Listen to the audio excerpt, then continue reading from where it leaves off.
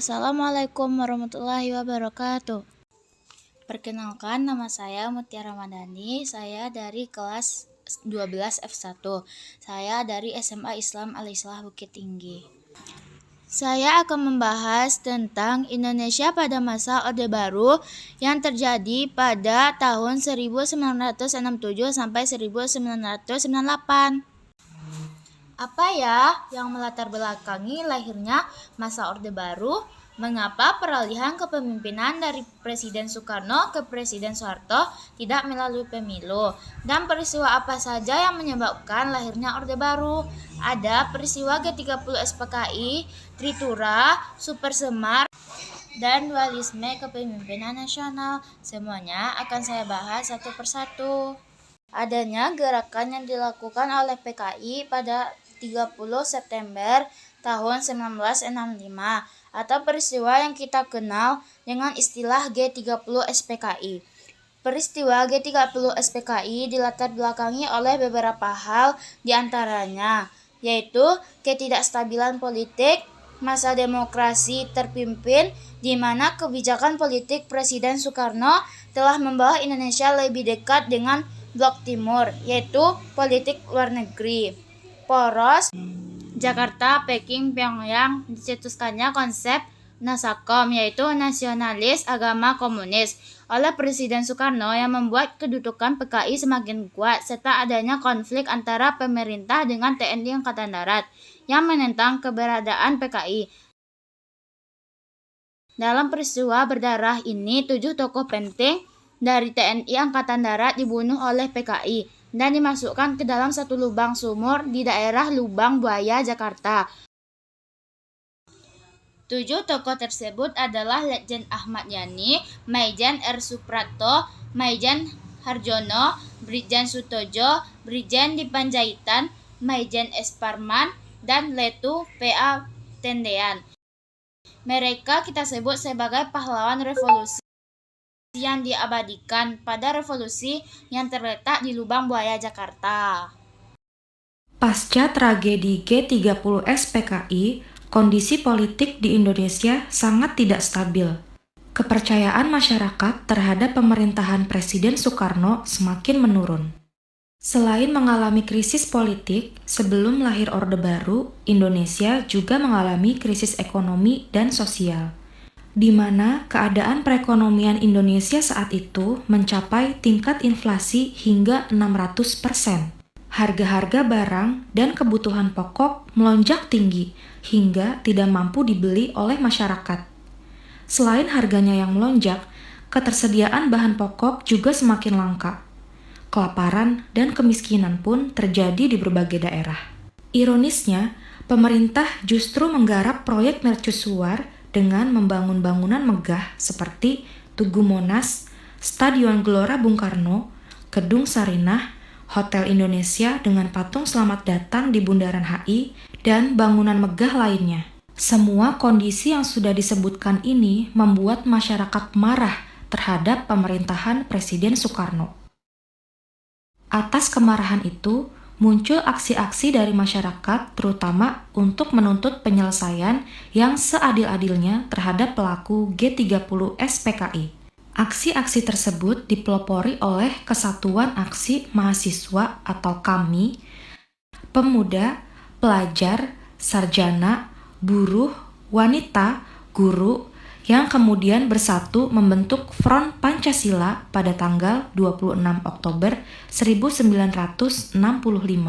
Setelah lahirnya Front Pancasila, aksi-aksi demonstrasi yang menuntut pembubaran PKI semakin gencar dan meluas. Sampai akhirnya pada tanggal 12 Januari 1966, Kesatuan Aksi yang tergabung dalam Front Pancasila ini mendatangi DPR GR dan mengajukan Tritura, Tri Tuntutan Rakyat. Tritura berisi bubarkan PKI, bersihkan kabinet dari unsur-unsur G30 SPKI, dan turunkan harga. Tuntutan rakyat ini tidak dipenuhi oleh Presiden Soekarno. Sebagai gantinya, Presiden Soekarno melakukan perubahan kabinet dari kabinet Dwikora menjadi kabinet 100 menteri. Namun di dalam kabinet baru ini masih ada tokoh-tokoh yang terlibat dalam peristiwa G30 SPKI. Sehingga pada saat pelantikan Kabinet 100 Menteri pada tanggal 24 Februari 1966, Kesatuan Aksi Front Pancasila melakukan demonstrasi dengan memenuhi jalan-jalan menuju Istana Merdeka untuk menuntut dipenuhinya Tritura. Aksi ini kemudian dihadang oleh pasukan Cakrabirawa, yaitu pasukan yang dibentuk oleh Soekarno yang terdiri dari anggota TNI Darat, TNI Angkatan Laut, TNI Angkatan Udara, dan Polri. Bentrok antara pasukan Cakrabirawa dengan demonstran pun terjadi dan menyebabkan gugurnya seorang mahasiswa Universitas Indonesia bernama Arif Rahman Hakim. Sebagai akibat dari peristiwa tersebut, Presiden Soekarno justru membubarkan KAMI, Kesatuan Aksi Mahasiswa Indonesia. Hal ini semakin menurunkan kepercayaan masyarakat terhadap Presiden Soekarno dan memperparah krisis politik yang terjadi. Untuk mengatasi krisis politik yang memuncak, pada tanggal 11 Maret 1966, Presiden Soekarno mengadakan sidang kabinet. Sidang kabinet ini diboikot oleh para demonstran yang tetap menuntut pembubaran PKI. Belum lama Presiden Soekarno berpidato dalam sidang tersebut, tiba-tiba ia diberitahu oleh Komandan Pasukan Cakrabirawa, Brigjen Sabur, bahwa di luar gedung istana ada pasukan berseragam tanpa tanda pengenal. Menyadari bahwa keadaan sudah tidak aman, Presiden Soekarno segera meninggalkan sidang. Bersama dengan Wakil Perdana Menteri I, Dr. Subandrio, dan Wakil Perdana Menteri III, Dr. Hairul Saleh, Presiden Soekarno segera menuju Bogor dengan helikopter. Sidang kemudian ditutup oleh Wakil Perdana Menteri II, Dr. J. Leimena, yang kemudian menyusul ke Bogor dengan mobil. Lalu, 3 orang perwira tinggi TNI Angkatan Darat, yaitu Maijen Basuki Rahmat, Brigjen M. Yusuf, dan Brigjen Amir Mahmud juga sepakat untuk menyusul Presiden Soekarno ke Bogor. Sebelum berangkat, ketiga petinggi TNI Angkatan Darat ini meminta izin kepada Soeharto selaku pimpinan TNI Angkatan Darat. Pada waktu itu, Soeharto sedang sakit dan diharuskan beristirahat di rumah. Niat ketiga perwira itu kemudian disetujuinya. Maijen Basuki Rahmat bertanya kepada Soeharto, apakah ada pesan yang hendak disampaikannya kepada Presiden Soekarno? Soeharto menjawab, sampaikan saja bahwa saya tetap pada kesanggupan saya. Beliau akan mengerti. Ucapan Soeharto ini mengacu pada kesanggupannya untuk membubarkan PKI, asalkan mendapat kebebasan bertindak dari Presiden Soekarno. Di Istana Bogor, Presiden Soekarno dan jajaran kabinet yang hadir membuat konsep surat perintah yang ditujukan kepada Letjen Soeharto. Surat perintah ini kita kenal dengan istilah Super Semar, yaitu Surat Perintah 11 Maret. Super Semar berisi pemberian mandat kepada Soeharto selaku Panglima TNI Angkatan Darat untuk memulihkan kondisi politik dan kewibawaan pemerintah. Keluarnya Super Semar ini dianggap sebagai tonggak lahirnya masa Orde Baru. Setelah menerima mandat Super Semar, tindakan pertama yang dilakukan oleh Soeharto keesokan harinya adalah membubarkan dan melarang PKI beserta organisasi massa yang bernaung, berlindung, ataupun seasas dengan PKI di seluruh Indonesia, terhitung sejak tanggal 12 Maret 1966. Pembubaran ini mendapat dukungan dari rakyat karena salah satu Tritura telah terpenuhi. Tindakan berikutnya berdasarkan mandat Super Semar adalah dikeluarkannya Keputusan Presiden Nomor 5 tanggal 18 Maret 1966 tentang penahanan 15 orang menteri yang diduga terkait dan menunjukkan itikat tidak baik terhadap penyelesaian masalah pemberontakan G30 SPKI. Sejak membubarkan KAMI dan tidak memenuhi tuntutan rakyat untuk membubarkan PKI, pamor Presiden Soekarno kian merosot.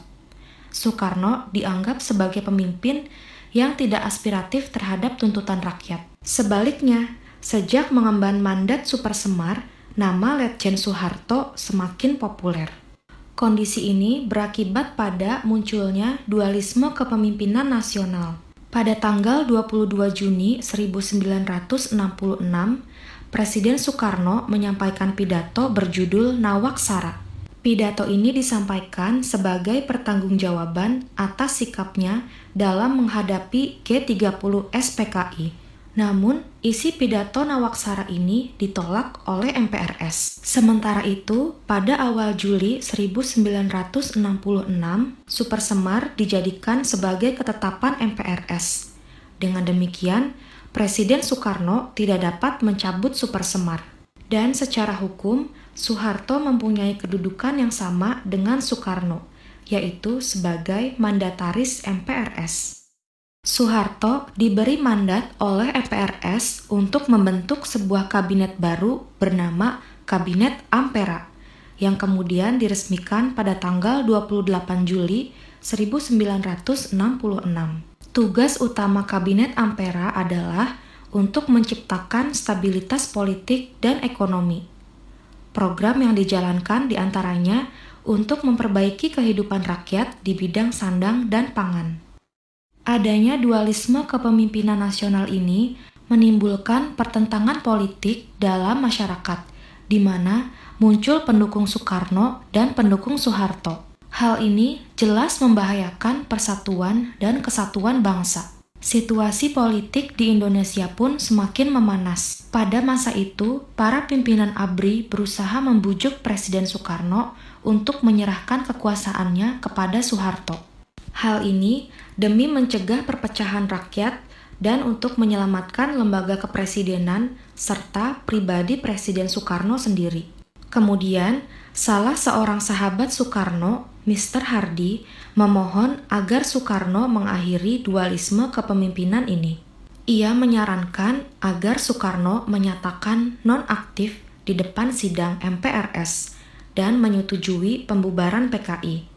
Presiden Soekarno akhirnya menyetujui saran Mr. Hardy.